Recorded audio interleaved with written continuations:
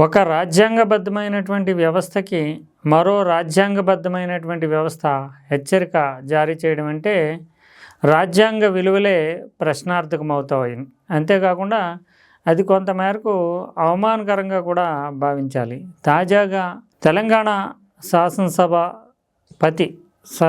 Speaker విషయంలో supreme court జారీ చేసినటువంటి హెచ్చరిక ఖచ్చితంగా ఇది తెలంగాణకే కొంతమేరకు అవమానకరంగా మనం చెప్పాల్సి ఉంటుంది.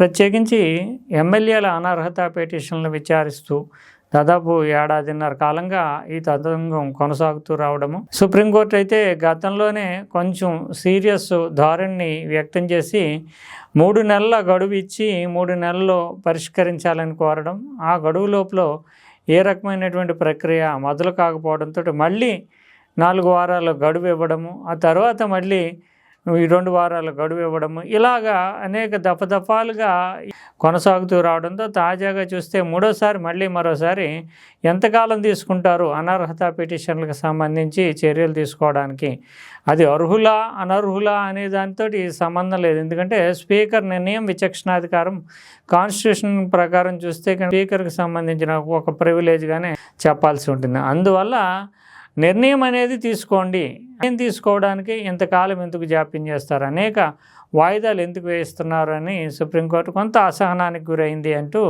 రిపోర్ట్లు వచ్చాయి. నిజానికి రాజ్యాంగబద్ధమైనటువంటి వ్యవస్థలు, అది స్పీకర్ కార్యాలయం కావచ్చు, సుప్రీంకోర్టు కావచ్చు, రాష్ట్రపతి, ముఖ్యమంత్రి పదవులు కొన్ని కీలకమైనటువంటి రాజ్యాంగ వ్యవస్థలు. అందులోని స్పీకర్ కార్యాలయం కానీ సుప్రీంకోర్టు అయితే పూర్తిగా జ్యుడిషియల్, క్వాసీ జ్యుడిషియల్ కిందే మనం స్పీకర్ కార్యాలయాన్ని కూడా చెప్పాల్సి ఉంటుంది. అంటే స్పీకర్కి కూడా కొన్ని న్యాయపరమైనటువంటి విశేష అధికారాలు ఉంటాయి.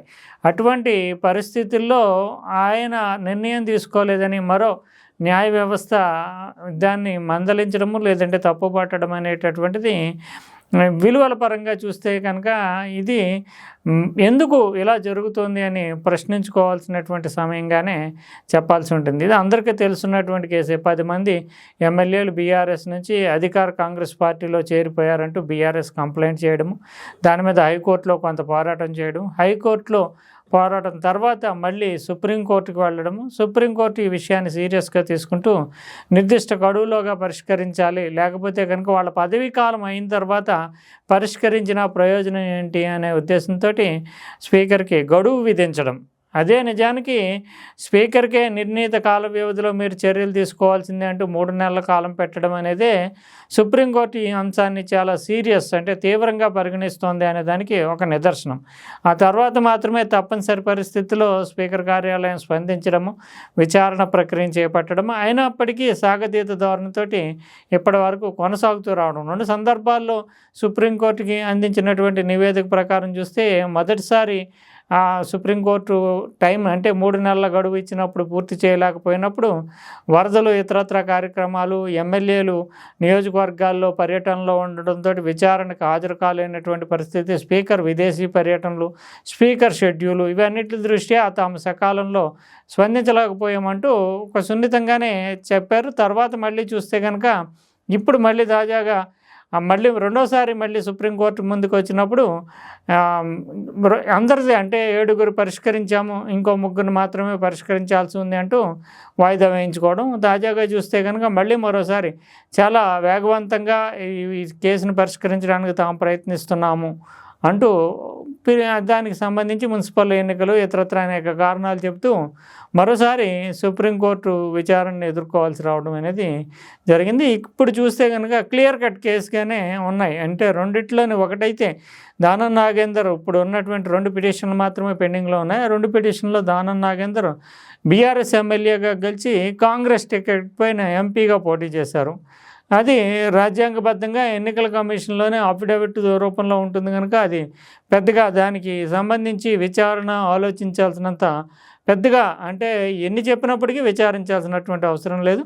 మరోవైపు కడియం శ్రీహరికి సంబంధించి చూస్తే కనుక వాళ్ళ కుమార్తె ఎంపీగా ఎన్నిక కావడం, ఆమె ప్రచారంలో కాంగ్రెస్ కండువాతోటే ప్రచారం చేయడం, దానికి సంబంధించి వీడియోలు కానీ, కాంగ్రెస్కి ఓటేయండి అని చేసినటువంటి విజ్ఞప్తులు కానీ అవన్నీ ఆన్ రికార్డెడ్గానే ఉన్నాయి. అయితే ఇది రాజ్యాంగబద్ధంగా ఆయన మీద వేటు వేస్తే చెల్లుతుందా లేదా, వదిలివేయచ్చా అనేటటువంటి ప్రశ్న ఎప్పుడూ ఉంటుంది. కానీ దానం నాగేంద్ర మాత్రం తప్పించుకోవడం దాదాపు అసాధ్యంగానే చెప్పాలి. అయితే వీళ్ళిద్దరూ కూడా నిన్న మొన్నటి వరకు సుప్రీంకోర్టులో ఈ కేసు ఇష్యూ పెద్దగా సీరియస్ కానక ముందు వరకు కూడా తాము కాంగ్రెస్లోనే ఉన్నాము, అంటే ఏం చేస్తారో చూద్దాం అన్న ధోరణిలో ప్రకటనలు జారీ చేసి, ఇప్పుడు చూస్తే స్పీకర్కి అఫీషియల్గా ఇచ్చినటువంటి అఫిడవిట్లో మాత్రము తాము బీఆర్ఎస్లోనే ఉన్నాము అంటూ క్లెయిమ్ చేయడం అనేది ఒక విచిత్రమైనటువంటి రాజకీయ పరిస్థితిని వెల్లడిస్తుంది. అంటే రాజకీయాల్లో ఉండేటటువంటి వాళ్ళు ఎంతకైనా ఎన్ని అబద్ధాలు అనడానికైనా సాహసిస్తారు, ఏమీ చేయలేదు వ్యవస్థ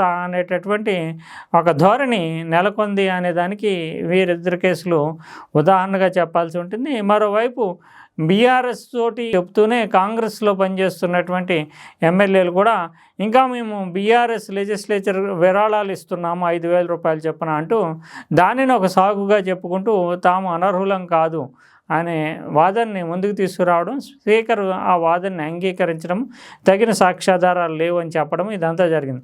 అయితే తగిన సాక్ష్యాధారాలు ఉన్నాయా లేదా, స్పీకర్ అసలు నిర్ణయం తీసుకున్న తర్వాత మళ్ళీ అంటే అంతవరకు కూడా స్పీకర్కు ఉండేటటువంటి ప్రివిలేజ్లో కానీ, స్పీకర్కు ఉండేటటువంటి కాన్స్టిట్యూషనల్ రైట్లో కానీ న్యాయస్థానాలు జోక్యం చేసుకోలేవు.